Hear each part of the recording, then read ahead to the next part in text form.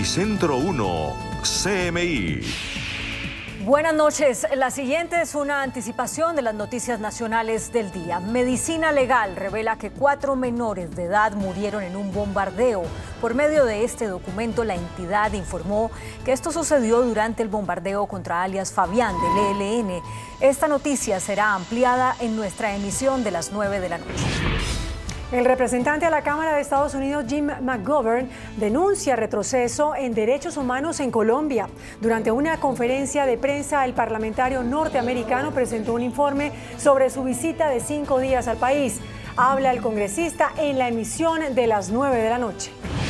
María del Pilar Hurtado, exdirectora del DAS, pidió perdón por las chuzadas. En una carta pública, la exfuncionaria se excusó por las interceptaciones ilegales durante su gestión en el ahora extinto DAS. Ampliaremos esta noticia en nuestra emisión de las 9 de la noche.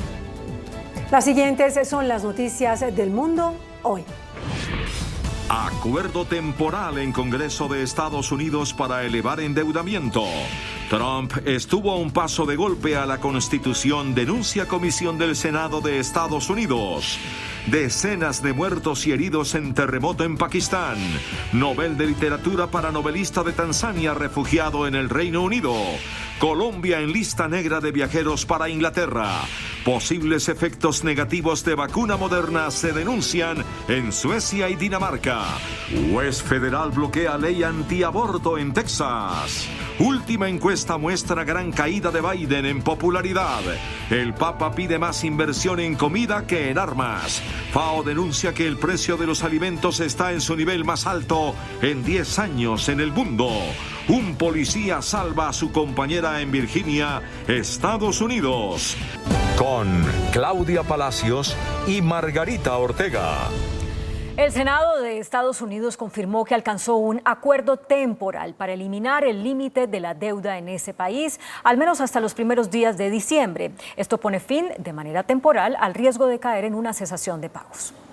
Tras semanas de intensos debates y desacuerdos, los senadores estadounidenses alcanzaron por fin un acuerdo para evitar un catastrófico incumplimiento crediticio, después de que los demócratas aceptaran la oferta republicana de elevar el techo de la deuda durante 2 meses.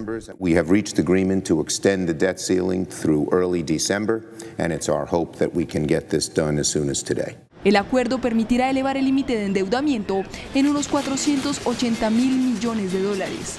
Para convertirse en ley, la iniciativa aún necesitaría recibir el visto bueno de la Cámara de Representantes de mayoría demócrata y luego ser promulgada por el presidente Joe Biden. Pero los bloqueos no desaparecerán.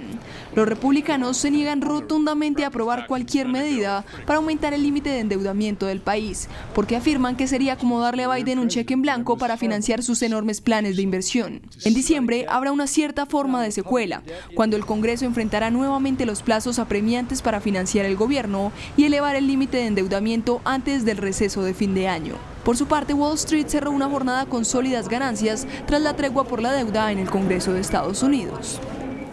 El Comité Judicial del Senado de Estados Unidos presentó un nuevo informe en el que da detalles de las presiones de Donald Trump al Departamento de Justicia para que anulara los resultados de las elecciones de noviembre. El reporte señala que Trump estuvo a un paso de dar un golpe a la Constitución.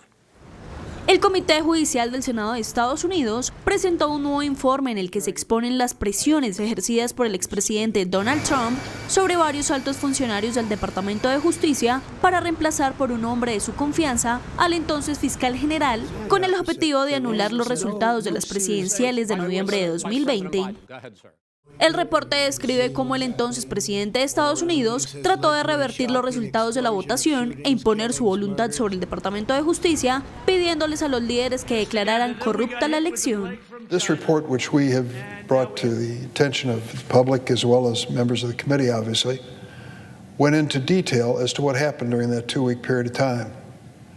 It was an incredible moment, which most Americans didn't even know was going on. We were a half step away from a full-blown constitutional crisis.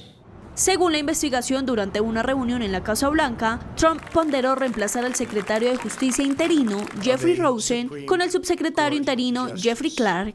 El documento también señala que varios funcionarios en la reunión de 3 horas le dijeron a Trump que renunciarían si él colocaba a Clark a cargo del Departamento de Justicia. In a matter of 3 days, this former president, desperate in his situation, having failed in every court case, having failed to take over the Department of Justice, decided to take his cause to the streets.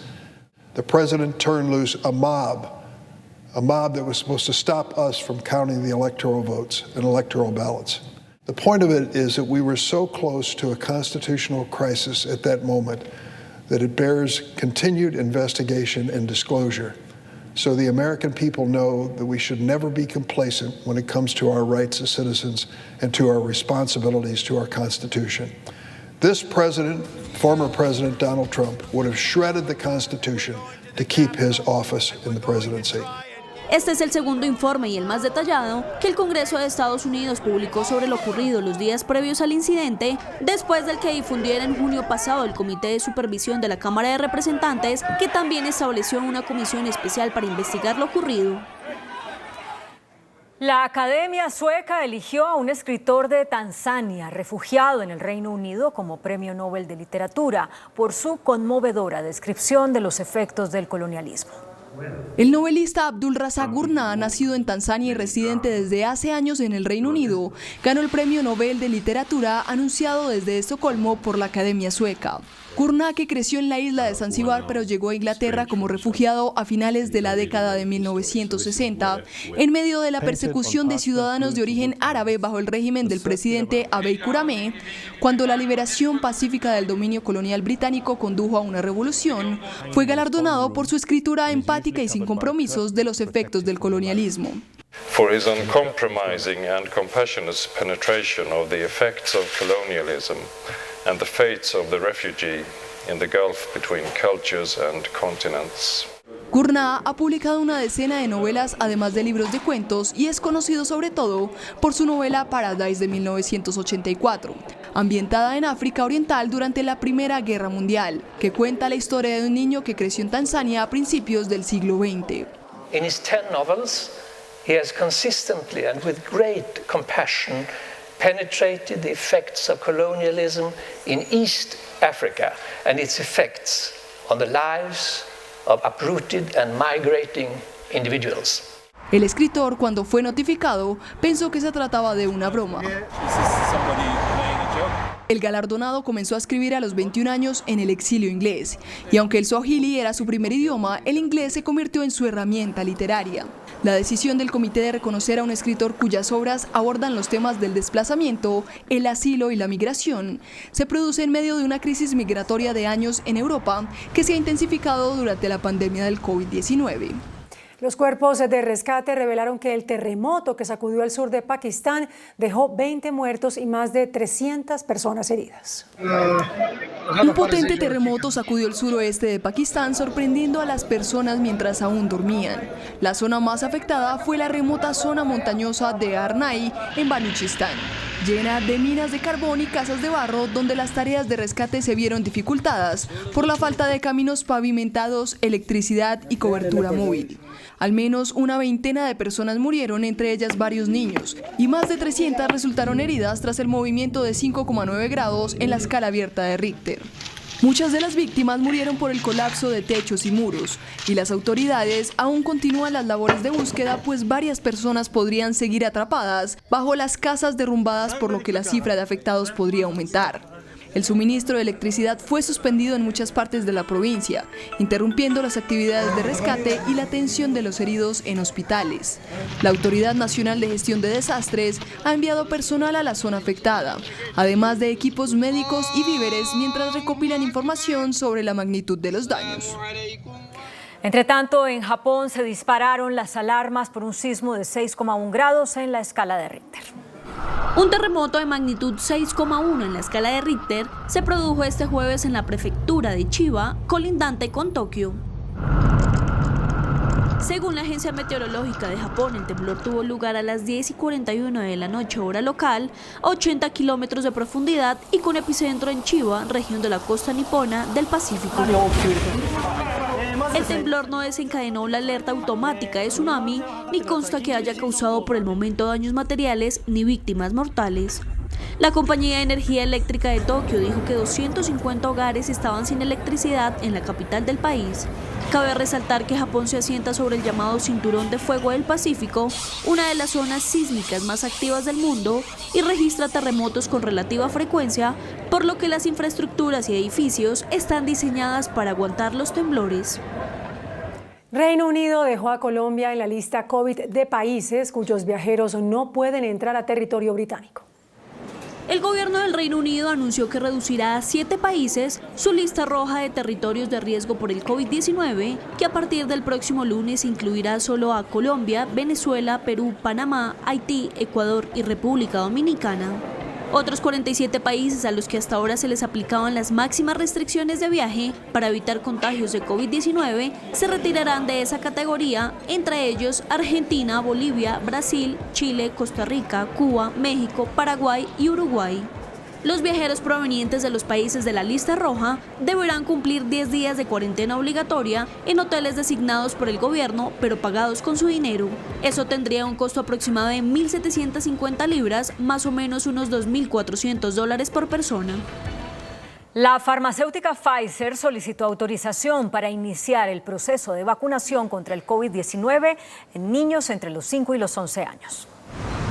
Las farmacéuticas Pfizer y BioNTech pidieron a los reguladores estadounidenses que autorizaran el uso de emergencia de su vacuna contra el coronavirus para niños de 5 a 11 años, una medida que podría ayudar a proteger a más de 28 millones de personas en el país. Las empresas anunciaron que estaban enviando datos que respaldan el cambio a la Administración de Alimentos y Medicamentos. La agencia ha prometido actuar rápidamente sobre la solicitud y ha programado tentativamente una reunión el 26 de octubre para considerarla.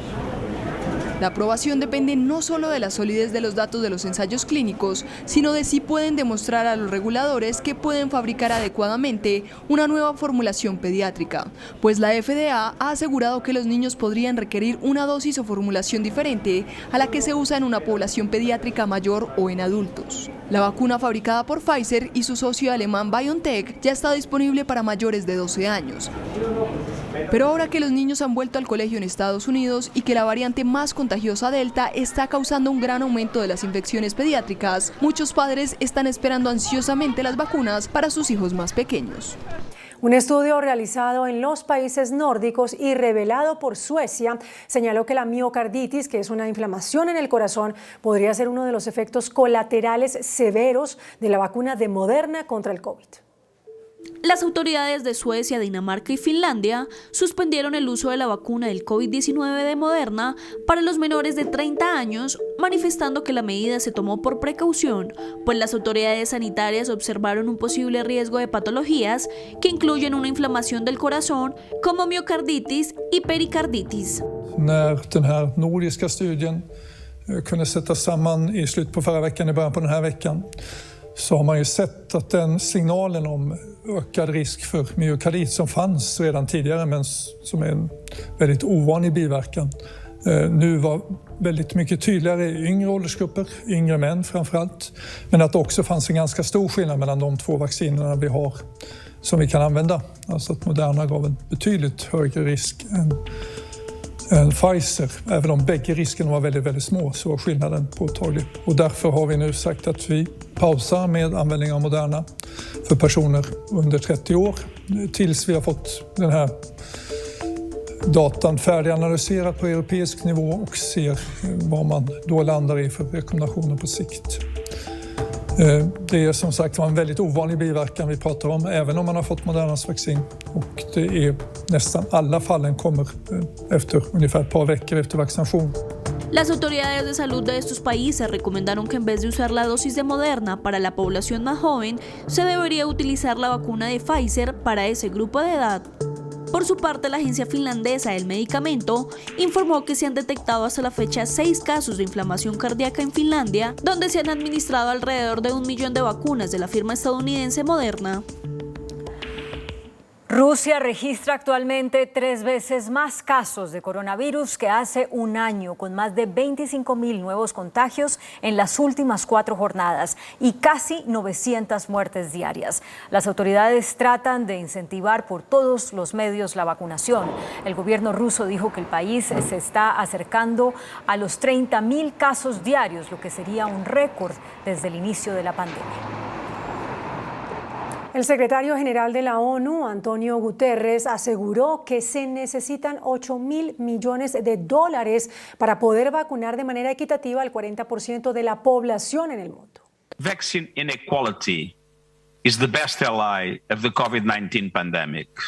La desigualdad de vacunas es el mejor aliado de la pandemia COVID-19. Según el secretario general de la ONU, está permitiendo que las variantes se desarrollen y se vuelvan salvajes, condenando al mundo a millones de muertes más y prolongando una desaceleración económica que costará billones de dólares. En conjunto con la OMS, presentaron hoy su estrategia de vacunación global para movilizar $8.000 millones a través de los mecanismos COVAX y el Fideicomiso Africano para la adquisición de vacunas.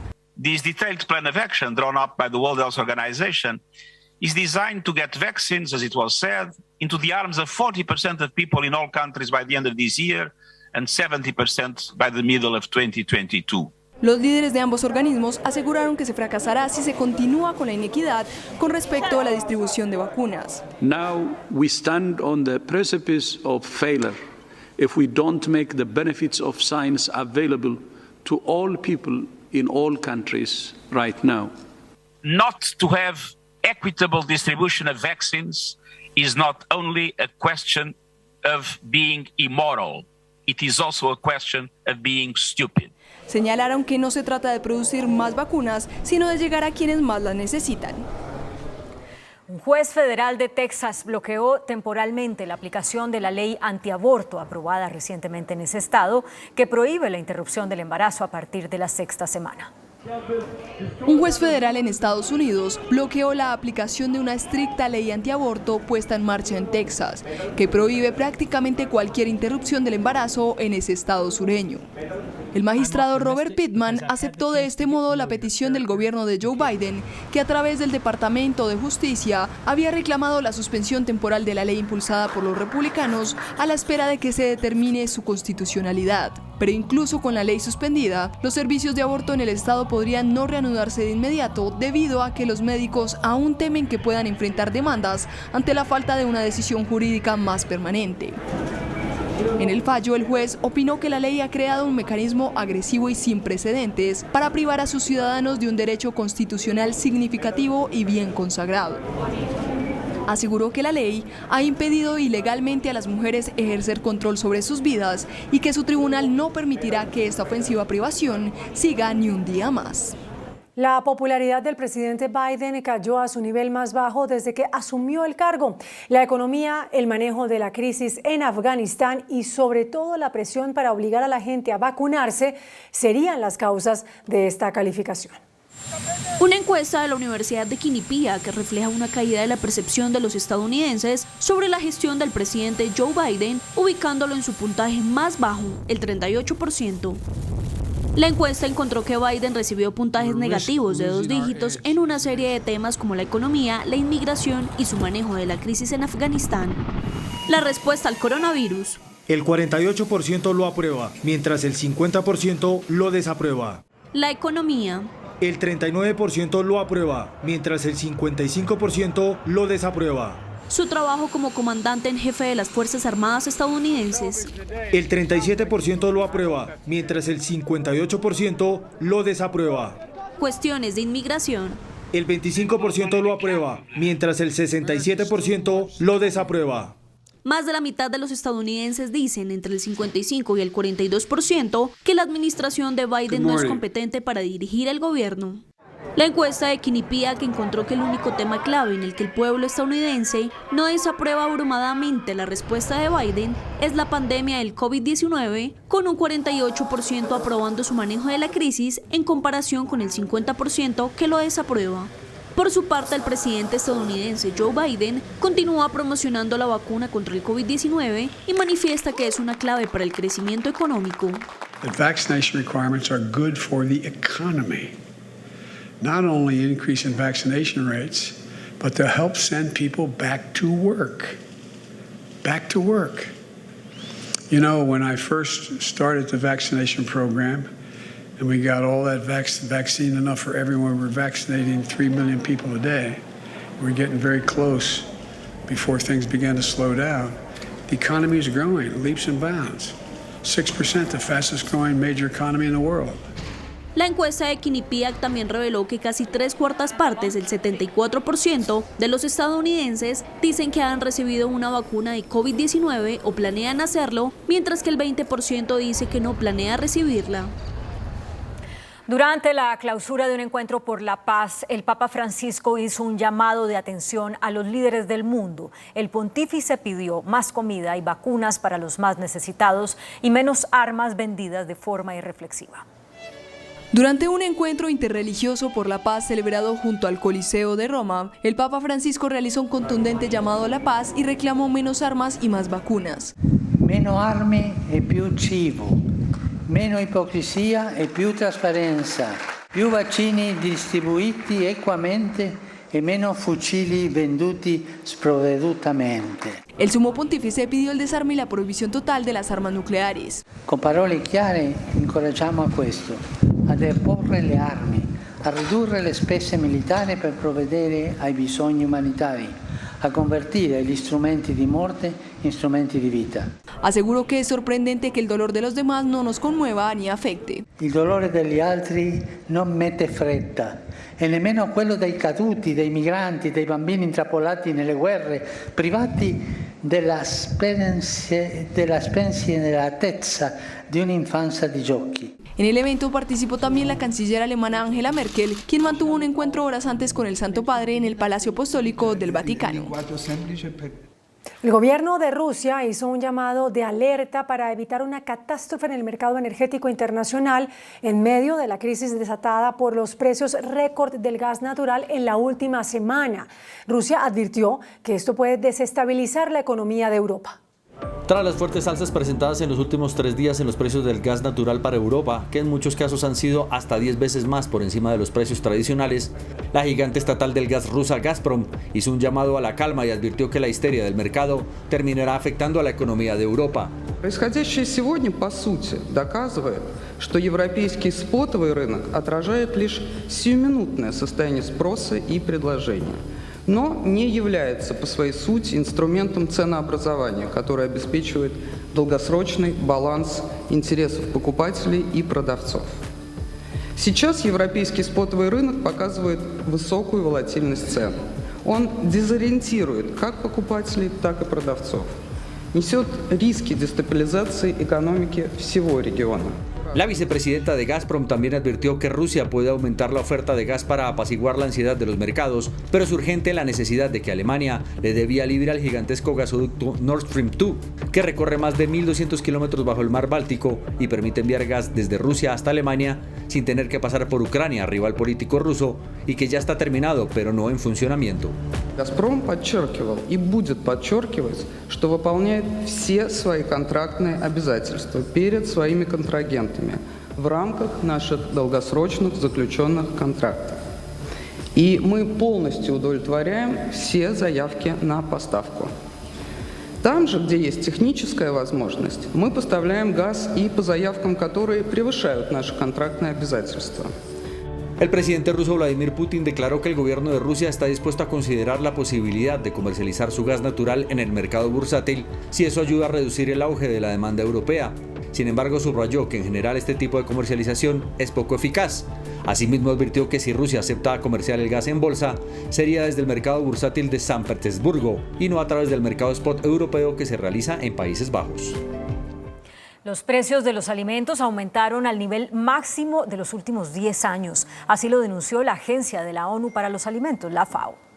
La Organización de Naciones Unidas para la Agricultura y la Alimentación, FAO, anunció hoy que los precios mundiales de los alimentos volvieron a aumentar en septiembre debido a la restricción de la oferta y la fuerte demanda de productos básicos como el trigo y el aceite de palma. Según el reporte, el índice de precios de los alimentos de la FAO presentó un aumento de 32,8% en un año, y el indicador que mide la variación mensual de los precios internacionales de una canasta básica de alimentos sigue acercándose a su nivel máximo registrado en febrero de 2011. La FAO prevé una producción de cereales sin precedentes este 2021, sin embargo pronostica que será inferior a las necesidades del consumo. En cuanto a los aceites vegetales, el precio mundial aumentó más del 60% en un año. La FAO señala que el aceite de palma alcanzó un máximo en 10 años debido a la fuerte demanda mundial y a la escasez de mano de obra migrante que afecta a la producción en Malasia. El presidente de Perú, Pedro Castillo, presentó hoy a su nuevo gabinete ministerial tras la renuncia masiva del anterior. La presidenta del Congreso será la nueva primera ministra. El presidente de Perú, Pedro Castillo, juramentó a los nuevos miembros de su gobierno, remodelado después de que el mandatario le pidiera renunciar al ya ex primer ministro Guido Bellido. Castillo nombró como sucesora de Bellido a Mirta Vázquez, expresidenta del Congreso y congresista por el progresista Frente Amplio. Por este país de mujeres y hombres que todos los días...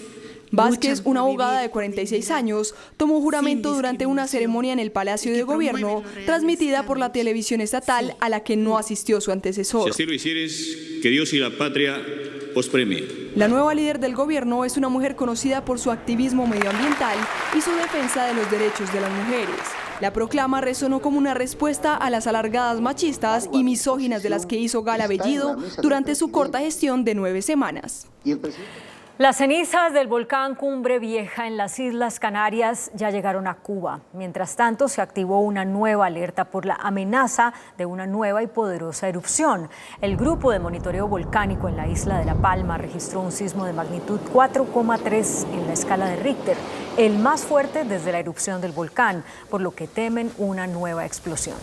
El gigante electrónico Microsoft denunció que Rusia está detrás de más de la mitad de los ciberataques a gobiernos, entidades y empresas extranjeras.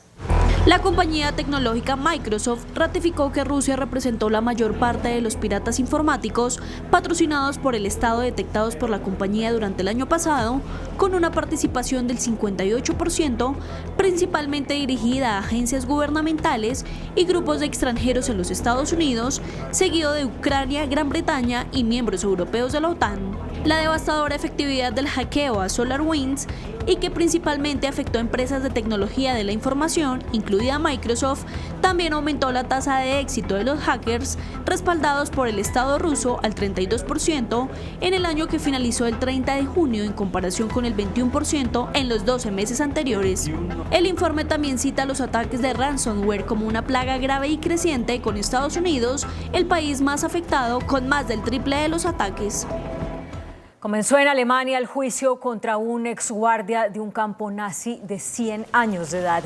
Según la fiscalía, el acusado, quien se negó hoy a pedir perdón por sus actos, tenía 21 años cuando llegó al campo de concentración donde habría participado en el fusilamiento de prisioneros soviéticos y en asesinatos con gas venenoso.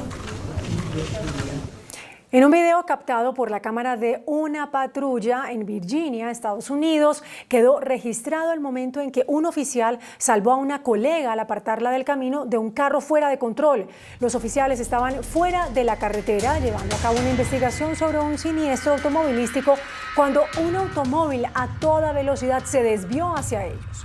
Segundos antes de que el vehículo golpeara a su patrulla, el policía rápidamente quitó a su compañera de su camino.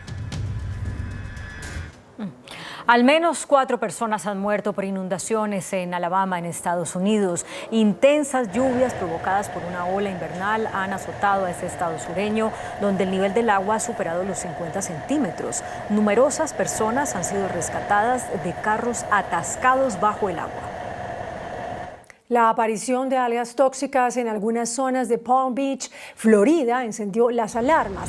A pesar de que su llamativo color verde azulado produce un agradable espectáculo visual, las toxinas de estas algas podrían ser peligrosas, no solo para la flora y la fauna, sino también para las personas. De naranja y sin perder la sonrisa, en ningún momento la reina Isabel II reapareció en un evento público en el Palacio de Buckingham. La monarca y el príncipe Eduardo participaron en el lanzamiento de la carrera de relevos que inaugura los Juegos de la Mancomunidad. Con sus 95 años, la reina entregó el bastón del primer relevo.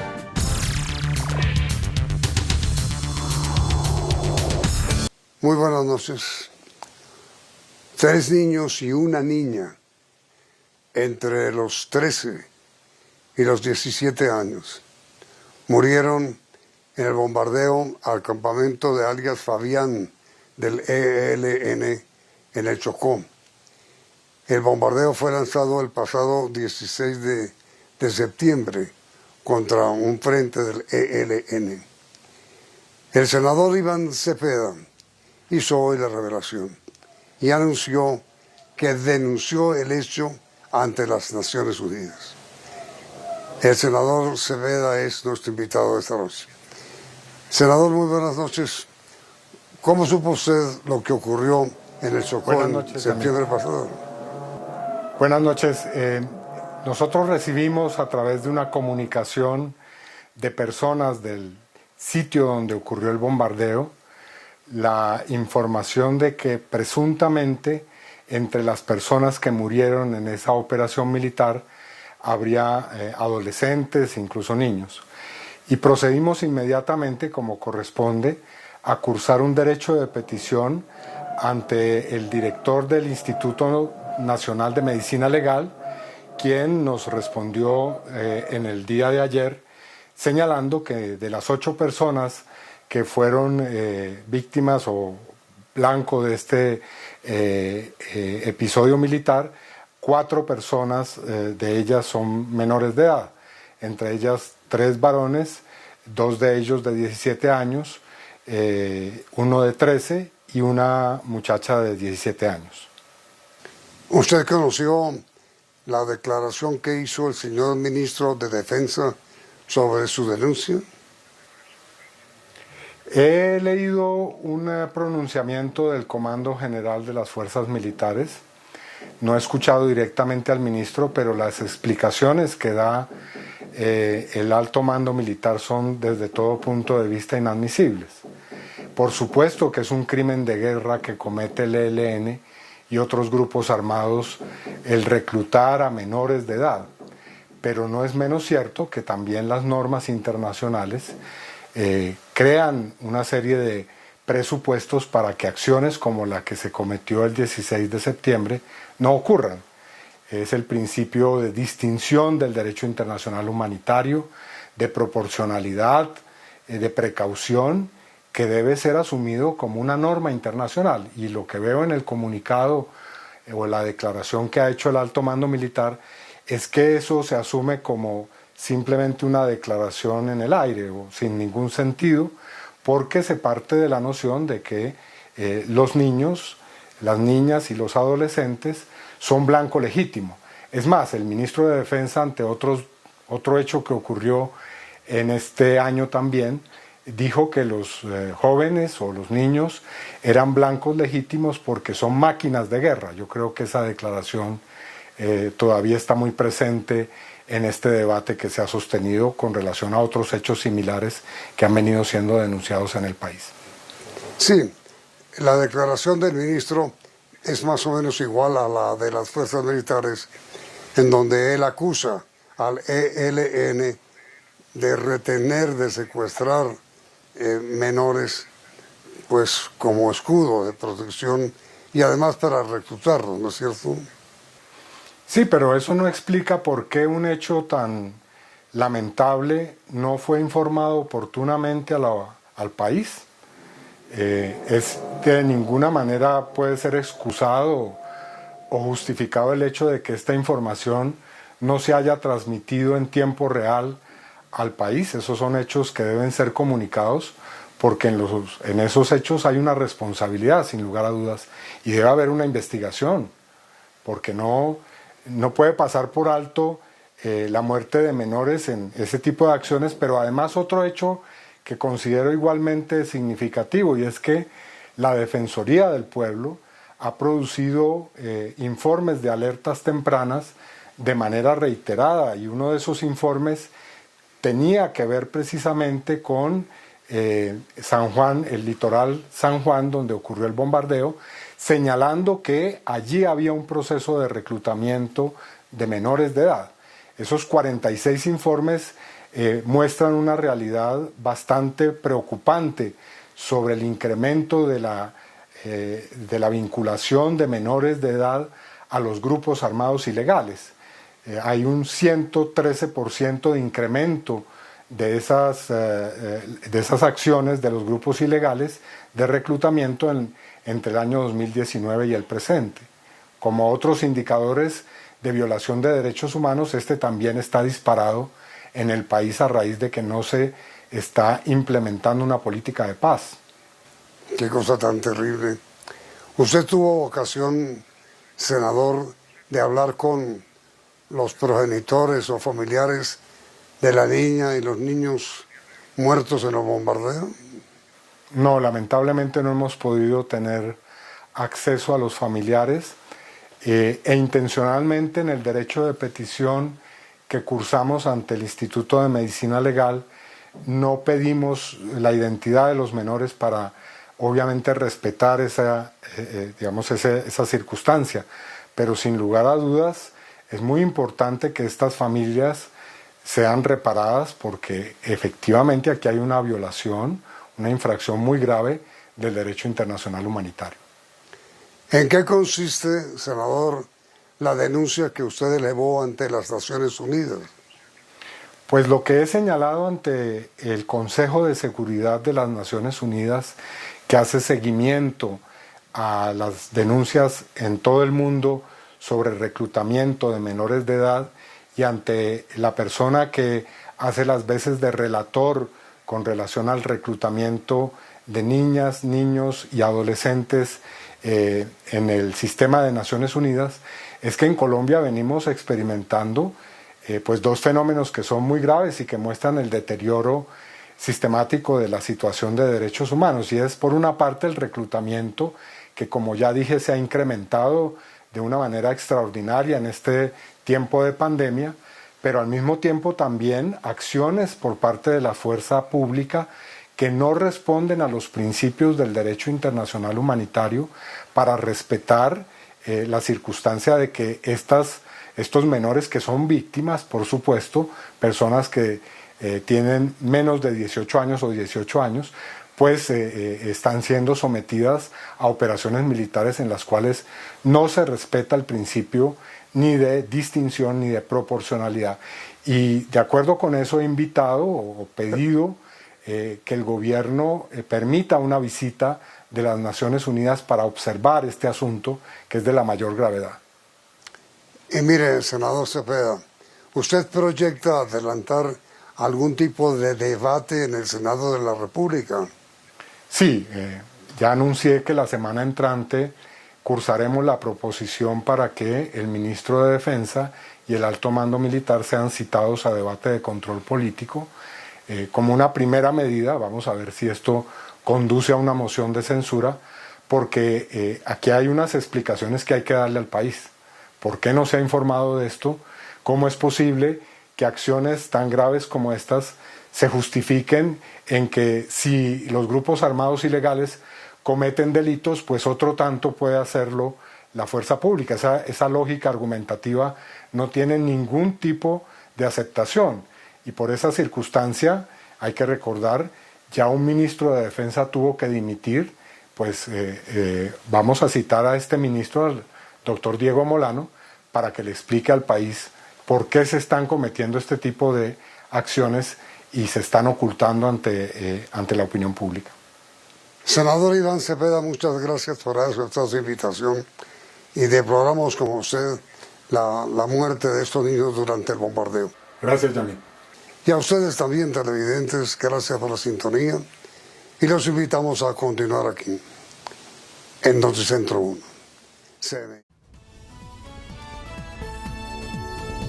Noticentro 1, CMI. Heroico empate de Colombia ante Uruguay en Montevideo. Medicina Legal denuncia muerte de 4 menores en bombardeo a alias Fabián en el Chocó. Senador Cepeda pedirá visita de las Naciones Unidas. Los niños son víctimas dobles, dicen candidatos presidenciales. Mindefensa explica y defiende el bombardeo. Habrá debate en el Senado. Carta de constructor Emilio Tapia a la Fiscalía. Ofrece cooperación a cambio de beneficios. Supersalud no puede cumplir fallo y dice que está dispuesto a ir a la cárcel. En Vera se resisten a abandonar Parque Nacional. De aquí nos sacan muertos, dicen. 22 departamentos afectados por invierno. Bienvenidos a nuestra segunda hora de noticias. Medicina Legal confirmó que 4 menores de edad murieron por el bombardeo de las Fuerzas Armadas contra el ELN en Chocó el 16 de septiembre, contra el campamento del líder del ELN, conocido con el alias de Fabián.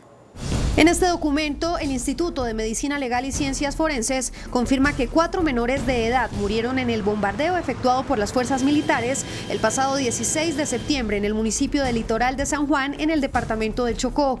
En el operativo fue dado de baja alias Fabián, cabecilla del ELN. El gobierno nacional había asegurado en su momento que se trató de una operación de alta precisión.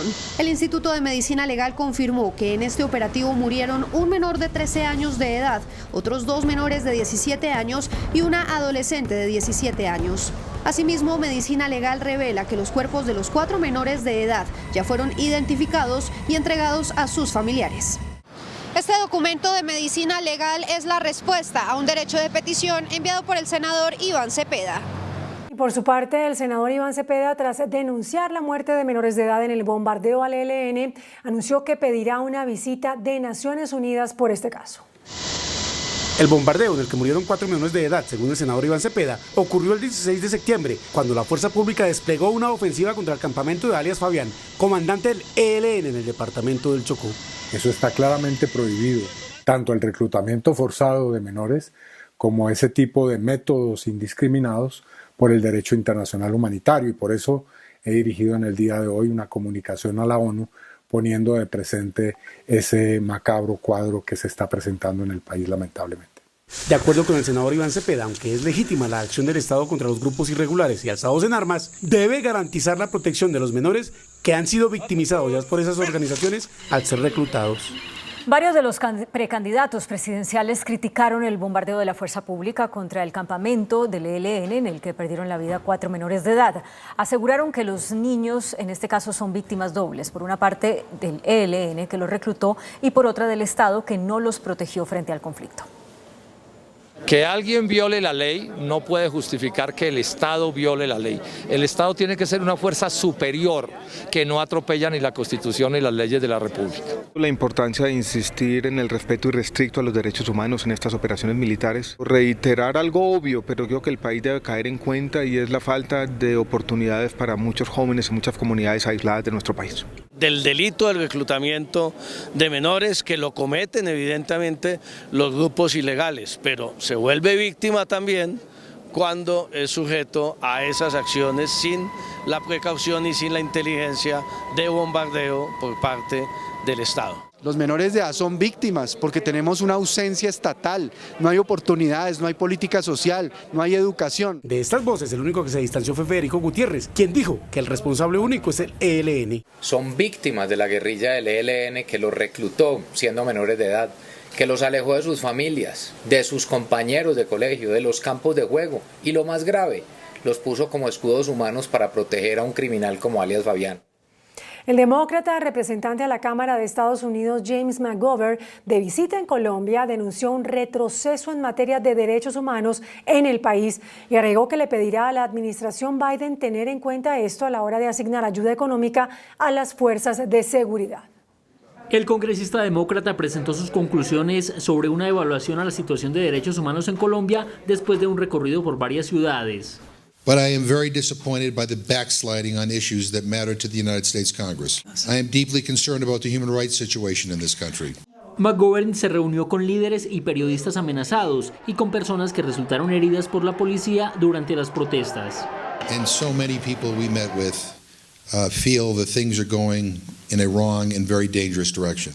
Los resultados de esta visita los entregará a la presidenta de la Cámara, Nancy Pelosi, y al presidente de Estados Unidos, Joe Biden. Well, obviously Congress and the Biden administration are going to have to make some judgments in the coming months. Desde el inicio del Plan Colombia hace 20 años, Estados Unidos ha invertido en Colombia $8.000 millones. El congresista le pedirá a la administración Biden que los montos se mantengan, pero que no sean entregados a las fuerzas de seguridad, sino que se destinen a otras necesidades urgentes del país. When you talk about security, people also want the security not to be hungry. People want the security of a job, of a livable wage. La semana pasada, la Cámara de Representantes de Estados Unidos restringió la venta de armas de fabricantes de ese país al SMAT. Tras encabezar un consejo de seguridad en Tuluá, el ministro de la Defensa, Diego Molano, defendió el bombardeo en el Chocó, en el que murieron 4 menores de edad. El operativo de las fuerzas militares en Chocó el pasado 16 de septiembre, donde fueron abatidas 8 personas señaladas de pertenecer al ELN, entre ellos 4 menores de edad. Según Diego Molano, ministro de Defensa, el gobierno actuó de manera legítima. Es que nuestra fuerza pública actúa siempre con estricto apego a la ley. Aquí debería cuestionarse a quienes reclutan a menores de edad para cometer actos criminales. Aquí debería cuestionarse a todos aquellos que tienen como práctica de ese frente, del Frente de Guerra Occidental con alias Fabián, permanentemente reclutar a jóvenes, reclutar a indígenas para cometer actos ilegales y actos de terrorismo. Aquí se desarrolló una operación legítima en contra de una estructura criminal como alias Fabián, que buscaba desde allí, desde ese Frente de Guerra Occidental, crear el frente central que hubiera afectado a esta zona si hubiera cumplido sus planes de expansión. Según datos de las autoridades, las víctimas en esta operación militar serían 3 jóvenes de 17 años y otro de 13. Y tras una sesión mixta del Congreso sobre el orden público en Tuluá, Valle del Cauca, el senador Antonio Sanguino anunció un debate contra el ministro de Defensa por el bombardeo en el Chocó y la muerte de menores de edad. Desde Tuluá, Valle del Cauca, el senador Antonio Sanguino de la Alianza Verde anunció un debate para el ministro de la Defensa, Diego Molano, luego de conocer que 4 menores de edad murieron en el bombardeo de las fuerzas militares al campamento de alias Fabián hace 3 semanas en el departamento del Chocó.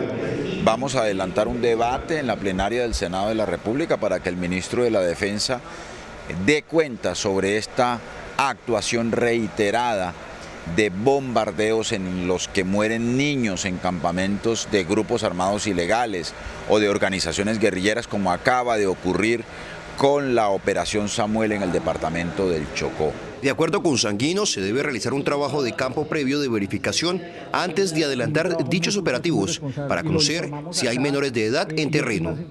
Noticentro 1 CMI conoció la carta enviada por el excontratista Emilio Tapia a la Fiscalía General de la Nación, en la que manifiesta su deseo de colaborar con la justicia a cambio de beneficios. Noticentro 1 CMI conoció en primicia la carta enviada por Emilio Tapia a la Fiscalía General de la Nación, ofreciendo su colaboración en el proceso que se adelanta por el escándalo Centros Poblados y Mintic a cambio de beneficios.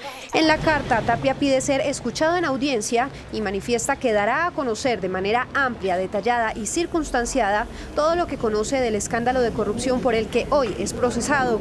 Tapia agrega que contribuirá al esclarecimiento de los hechos y la determinación de la verdad. Cabe recordar que el próximo viernes una juez decidirá sobre la solicitud de la defensa de Emilio Tapia de no ser enviado a la cárcel La Modelo de Bogotá, sino a un sitio de reclusión en Barranquilla. Cerca de 2.000 denuncias sobre presuntas falsas víctimas fueron entregadas a la Fiscalía General de la Nación por la Unidad para las Víctimas. Con documentación adulterada buscaron que les aprobaran los beneficios exclusivos para personas que han sido afectadas por el conflicto. Son más de 8.000 quejas que ha recibido la Unidad de Víctimas por presuntas irregularidades en el registro de estas personas. Ya hay denuncias en poder de la Fiscalía. Procesar más de 3.200 denuncias que nos llegan, principalmente un 65% de falsas víctimas, un 24% de esos cobros que se están aprovechando para hacerlo tanto en atención humanitaria como en indemnizaciones. En algunos de los casos presentan documentación falsa buscando sacar provecho de los beneficios que tienen las víctimas del conflicto. Hemos también logrado en el año 2019 sacar 7.166 declaraciones de falsas víctimas que tenían más de 34.000 personas que estaban ahí en estas declaraciones. Con este trabajo de identificación se han podido recuperar más de 71 millones de recursos de las víctimas. Esta labor también será clave para aquellos que busquen la certificación para presentarse como candidatos por las 16 circunscripciones de paz. Desde Cúcuta, el presidente Iván Duque aseguró que la eventual reapertura comercial de la frontera entre Venezuela y Colombia no es un triunfo de la dictadura de Nicolás Maduro y les dijo a los empresarios que no crean en los discursos con cantos de sirena.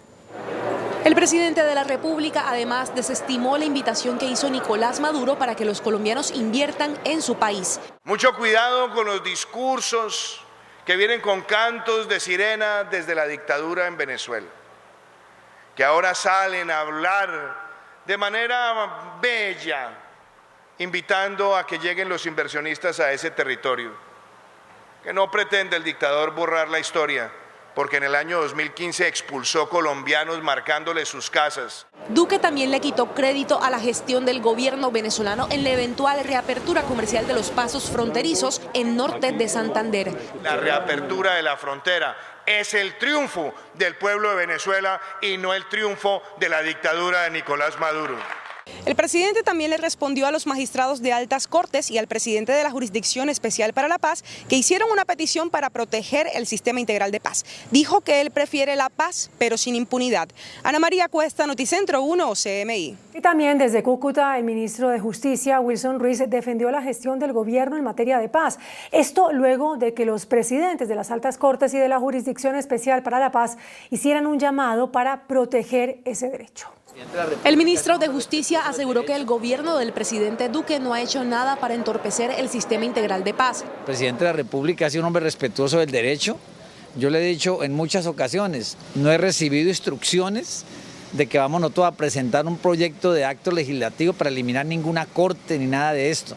El presidente de la Jurisdicción Especial para la Paz se refirió al llamado para proteger la paz que hizo junto a los presidentes de las altas cortes.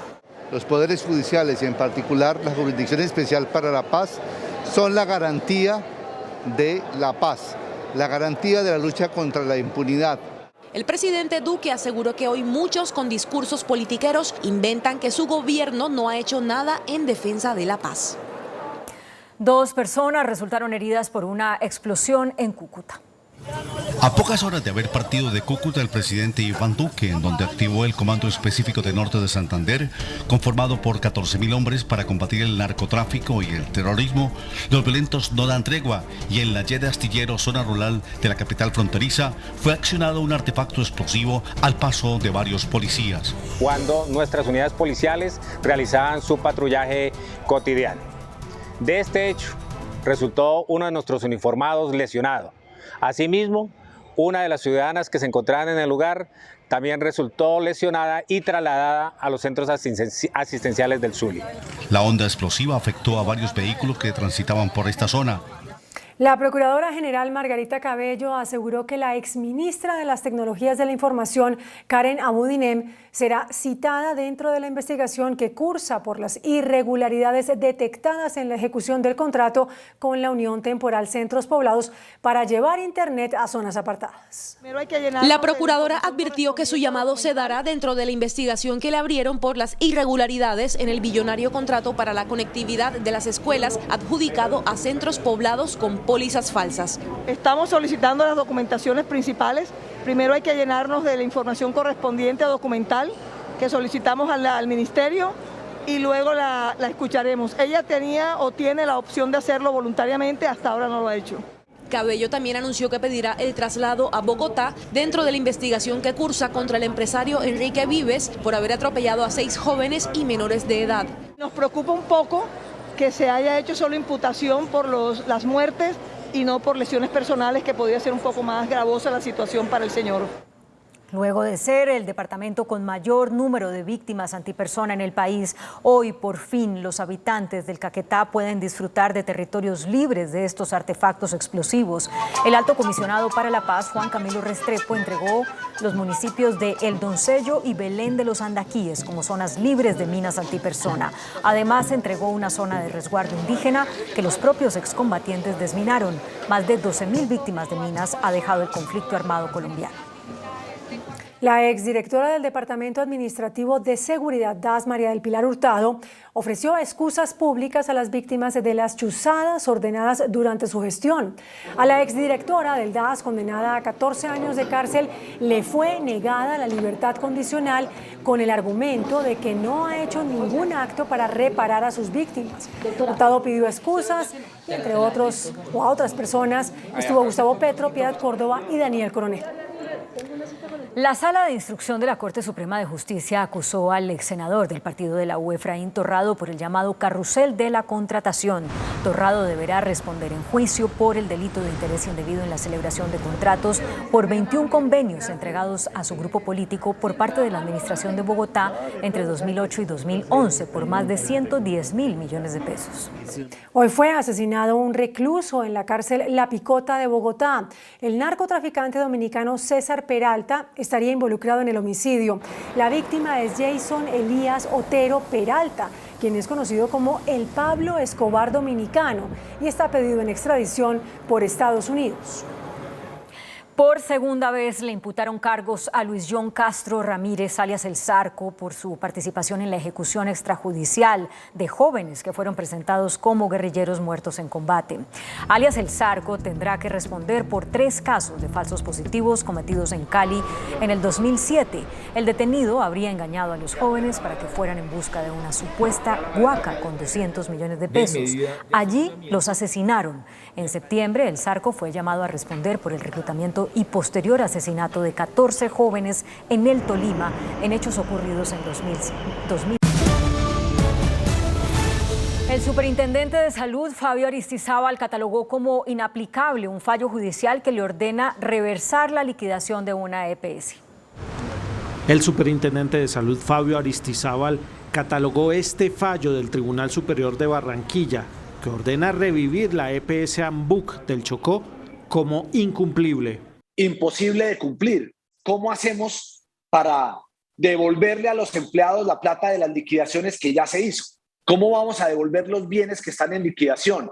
¿Cómo vamos a devolver la plata de la unidad de pago por capitación? Y a pesar de que la orden está proferida por un magistrado regional, el superintendente dice que está dispuesto a asumir las consecuencias. No solamente es insólita, sino que me está dejando casi que en manos de la cárcel, porque si es un fallo que es cumplible, pues Juan Armando, tendrán que meterme preso, porque ¿cómo voy a hacer el cumplimiento a ese fallo? La EPS Ambuc, con pasivos por más de 300.000 millones de pesos, fue liquidada por mal servicio. En las últimas 24 horas, Colombia reportó un leve aumento en los contagios por COVID-19, mientras que las muertes bajaron. Suben los contagios y bajan las muertes por COVID-19 en Colombia. Este jueves el Ministerio de Salud confirmó que otras 1.677 personas se infectaron de COVID-19. Los casos activos siguen a la baja, son 14.693. Las muertes reportadas en las últimas horas, 30 fallecidos. El total de muertes por COVID-19 en el país, 126.517 víctimas. Recuperados aumentan con otros 1.500 para un total de 4.810.312. Y las cifras de los últimos 4 días, el comportamiento de la pandemia. El 4 de octubre, 1.189 contagios, 24 fallecidos. El 5 de octubre, 1.211 contagios, 30 fallecidos. Ayer, 1.393 casos, 32 muertes. Hoy, 1.677 casos y 30 fallecidos. Durante un recorrido por varias localidades de Bogotá, los candidatos de la Coalición de la Esperanza le solicitaron al registrador nacional aceptar la solicitud elevada por grupos de jóvenes para que se incluya en los comicios de los consejos de juventud una papeleta para impulsar políticas públicas en favor de este sector de la población. 4 precandidatos de la Coalición de la Esperanza comenzaron su recorrido por la capital de la República haciendo campaña para escoger a uno solo de cara a las elecciones presidenciales del 2022. Que tenemos que tener esa Colombia que por todos ejemplo, queremos. en la plazoleta del Rosario, sostuvieron un encuentro con jóvenes y aprovecharon para enviarle una carta al registrador nacional para que incluya una papeleta que sea un mandato ciudadano en las elecciones de juventudes el próximo 5 de diciembre. Es la voz de una juventud que está reclamando un protagonismo en la sociedad. Y ese compromiso se puede cristalizar permitiendo que haya una papeleta donde se pueda hablar sobre temas relevantes para jóvenes que tienen que ser hoy protagonistas del desarrollo. Posteriormente visitaron el 20 de julio. y después montaron en Transmilenio desde el portal de ese populoso barrio del sur de la capital de la República. Con una concentración de mujeres en la plazoleta del Consejo de Bogotá, los candidatos de la Coalición de la Esperanza culminaron su recorrido de este jueves por la capital de la República. Con esta información de la Coalición de la Esperanza, les contamos ahora que quedó suspendido el desalojo de los indígenas que ocupan el Parque Nacional. Las comunidades aseguran que no se irán a la fuerza y que de ser necesario defenderán el campamento con su vida. Pese a este ultimátum, el día jueves está programada el proceso de recuperación del espacio público allí en el Parque Nacional. Los indígenas siguen en el Parque Nacional. Si nos quieren sacar a la fuerza y si nos toca morirnos aquí, pues nos vamos a morir aquí, pero no queremos es condiciones dignas, es lo único que estamos reclamando. Son más de 300 personas las que permanecen hace 8 días bajo estos plásticos y a la intemperie, la mayoría niños. Por eso hemos dicho al traslado no al Parque La Florida, porque pues en mejores condiciones de dignidad estamos en este sitio. Después de horas de tensión, quedó suspendida la orden de desalojo tras una recusación interpuesta por el abogado de las comunidades indígenas. El director de gestión de riesgo dijo que más de 6 millones de colombianos de 1.083 municipios participaron hoy en el Simulacro Nacional de Emergencias, que prepara a la ciudadanía para reaccionar a un eventual desastre natural. En el Simulacro Nacional de Respuesta ante Emergencias hubo una participación mayor a la esperada. 6 millones de personas en 1.083 municipios, 9.375 entidades públicas, 24.374 empresas privadas y 8.157 organizaciones sociales y comunitarias de todo el país. Gran día para Colombia. Gracias, Colombia. Importantísima la participación que se tuvo en este 10º simulacro nacional. Primero, entidades públicas, entidades comunitarias, entidades sociales y, por supuesto, las entidades de nuestro Sistema Nacional de Gestión del Riesgo. Pasado el simulacro queda la realidad. El gobierno advierte sobre los graves estragos que está provocando la segunda temporada de lluvias en todos los departamentos del país. El invierno ha causado en 3 semanas 79 eventos en 69 municipios de 22 departamentos, dejando 11.600 damnificados y 2 muertos. Y por eso llamamos la atención a todos los colombianos para que estemos mejor preparados en la segunda temporada de lluvias, que escuchemos los llamamientos y lineamientos que se dan por parte de las entidades operativas y por parte de los consejos municipales de gestión del riesgo en diferentes partes de nuestro país. Los departamentos más afectados por las lluvias desde el 15 de septiembre son Antioquia, Cundinamarca, Nariño y norte de Santander. El ministro de Trabajo, Ángel Custodio Cabrera, reveló que 60 empresas que habían solicitado autorización para despedir personal retiraron la petición, con lo cual se pudieron salvar miles de empleos. Durante la conmemoración del Día del Trabajo Decente, el ministro Ángel Custodio Cabrera reveló que alrededor de 60 empresas que habían solicitado permiso para despedir masivamente a sus trabajadores retiraron esas peticiones y se salvaron los empleos. En plena pandemia nos llenaron de solicitudes de despidos masivos. El Ministerio de Trabajo prefirió el diálogo social y por eso el año pasado y comienzos de este se han salvado más de 100.000 puestos de trabajo con el fruto del diálogo. El ministro de Trabajo también reveló que la semana entrante comenzarán los contactos informales con empresarios y trabajadores para iniciar la negociación del salario mínimo que regirá en Colombia en el año 2022. El gerente del Banco de la República, Leonardo Villar, alertó sobre un preocupante aumento del déficit y del gasto público. En menos de 24 horas y en 2 foros económicos diferentes, el gerente general del Banco de la República, Leonardo Villar, ha insistido en una preocupación que ronda al emisor y que considera será el mayor reto para los colombianos en materia económica: financiar un abultado déficit del gobierno, que el año pasado fue de 7,8% y que para este año se estima en más de 8%. Pero donde la sociedad tiene que responder quién va a pagar por lo que necesita el país si queremos ser un país con un Estado más grande como nos volvimos en los últimos años.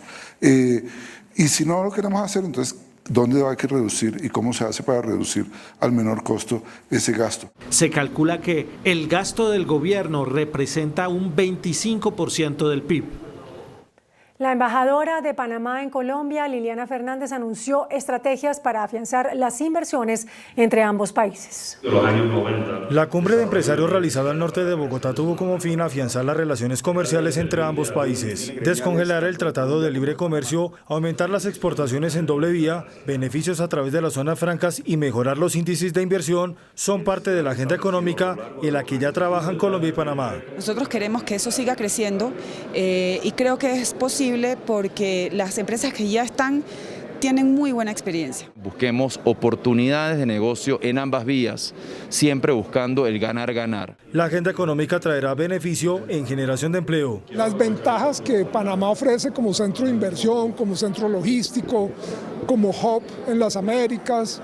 Entonces estamos conociendo la normativa y los incentivos que ellos ofrecen para los inversionistas. Se fortalecerán las acciones contra el contrabando. La ministra de Comercio, Jimena Lombana, anunció que el país cuenta con 23 nuevas rutas aéreas, todas aprobadas en lo corrido de este año.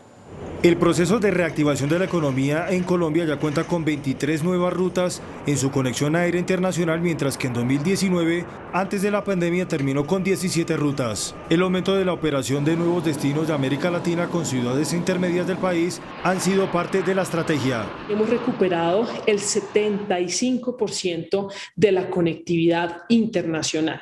Esperamos poder tener a diciembre de este año por lo menos el 90% de esa conectividad, es decir, las frecuencias internacionales que teníamos antes de la pandemia. Las cifras impulsan el turismo, uno de los sectores más afectados por la pandemia.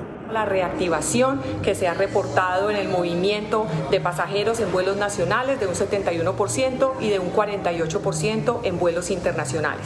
Se espera que en las semanas de receso se incremente el número de pasajeros en el sector aéreo. El presidente de la Asociación Internacional de Transporte Aéreo, Andrés Uribe, pidió soluciones inmediatas a los retrasos operacionales en el aeropuerto El Dorado de Bogotá. Para el organismo internacional, el incremento del tráfico aéreo en el país obliga al Aerocivil a ser estricto con el cumplimiento de los horarios en las operaciones.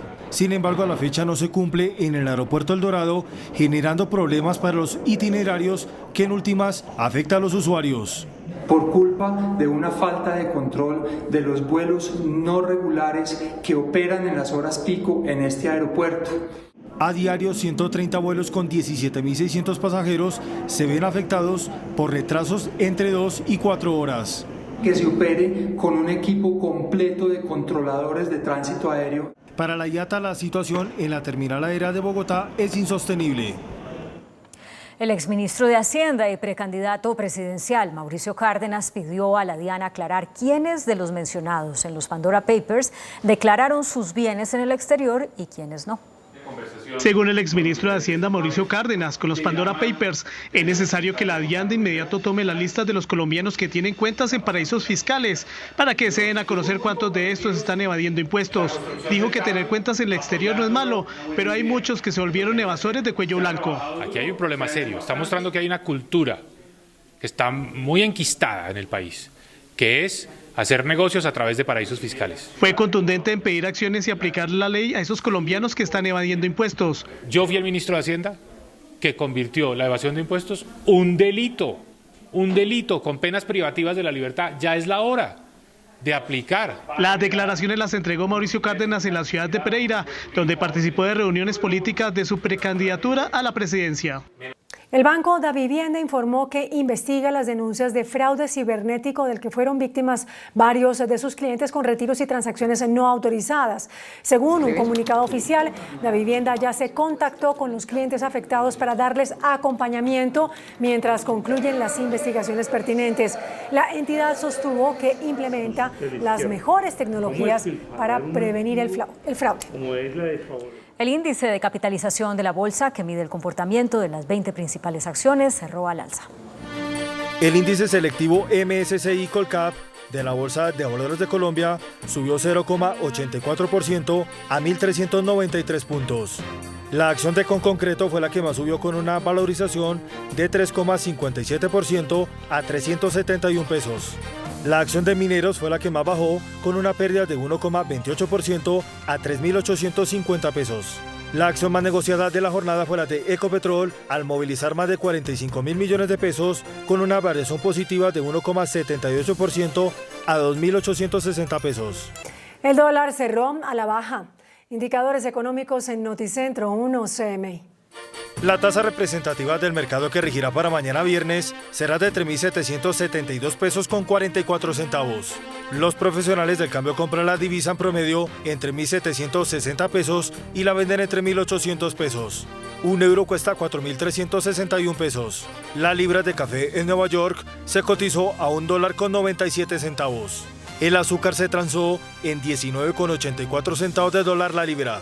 El barril de petróleo WTI se cotizó en $78,84 centavos. La referencia Brent para Colombia se cotizó en $82,41 centavos. Una acción de Ecopetrol cuesta 2.860 pesos.